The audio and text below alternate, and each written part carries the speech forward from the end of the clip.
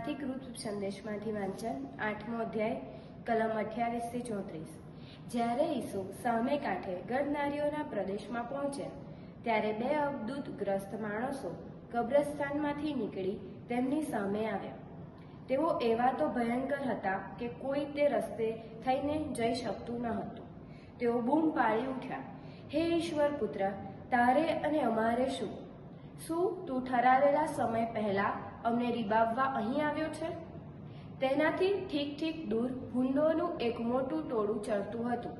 એટલે અબદૂતોએ ઈસુને વિનંતી કરી કે જો તું અમને હાંકી કાઢવાનો જ છે તો અમને પેલા ભૂંડના ટોળામાં મોકલી દે।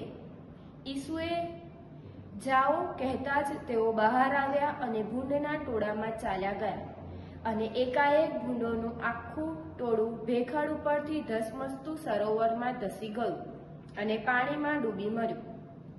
એટલે ભૂંડને ચરાવનારાઓ ભાગ્યા અને ગામમાં જઈને તેમણે બધી વાત કરી અને અબદૂતગ્રસ્તોનું શું થયું તે પણ કહ્યું। એટલે આખું ગામ ઈસુને મળવા બહાર આવ્યું। ઈસુને જોતા જ તે લોકોએ તેમને વિનંતી કરી કે અમારી હદમાંથી ચાલ્યા જાઓ। આ પ્રભુની વાણી છે, તે જ આપણો આધાર છે। ઈસુની જય। વાલા ધર્મજનો, આજના શુભ સંદેશમાં આપણે બે વિનંતી ભર્યા વાક્યો જોઈએ છે। પહેલી વિનંતી જે અબદૂતગ્રસ્ત બે વ્યક્તિઓ કરે છે અને બીજી વિનંતી જે ગામના લોકો કરે છે। મારા વાલા ધર્મજનો, આજના શુભ સંદેશની અંદર ઈસુ શેતાનના રાજ્યનો અંત લાવે છે। પેલા બે અબદૂતગ્રસ્ત માણસો કબ્રસ્તાનમાંથી બહાર આવે છે અને તેઓ વિનંતી કરે છે કે ઈશ્વર પુત્ર, તારે ને મારે શું?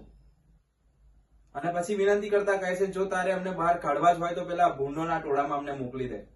અને ઈસુ માત્ર આટલું જ કહે છે, જાઓ। અને ત્યાં શેતાની કાર્ય હારી જાય છે। એ અત્યંત પવિત્ર વ્યક્તિ સામે પેલા શેતાની કાર્ય, શેતાની રાજ્ય ત્યાં અંત પામે છે। એક વિનંતી। અને જ્યારે ગામના લોકો આવીને આ દ્રશ્ય જોવે છે ત્યારે પેલું કારણ સમજી શકતા નથી કે આ શું થયું અને કેમનું થયું। ત્યારે ઈસુને વિનંતી કરે છે કે અમારી હદમાંથી ચાલ્યા જાઓ। કેટલી વખત આપણે આપણા જીવનમાં ઈસુને આવું કહ્યું છે, અમારી હદમાંથી ચાલ્યા જાઓ। ઈસુએ આપણી માટે કેટલી વખત કાર્ય કર્યું છે, કેટલી વખત ચમત્કાર કર્યો છે, કે કેટલી વખત આપણા જીવનમાંથી શેતાનના રાજ્યનો અંત આણ્યો છે અને છેલ્લે આપણે કહ્યું છે, અમારી વિનંતી છે ઈસુ, અમારી હદમાંથી ચાલ્યા જાઓ। આપણે ઈસુને બે પગલા પાછળ ધકેલીએ છીએ, જોડે બોલાવવા મથતા નથી। પણ આજે ઈસુ પોતાના ચમત્કાર દ્વારા, પોતાના બાહુબળ દ્વારા અને પોતાની પવિત્રતા દ્વારા શેતાનના રાજ્યનો અંત લાવે છે।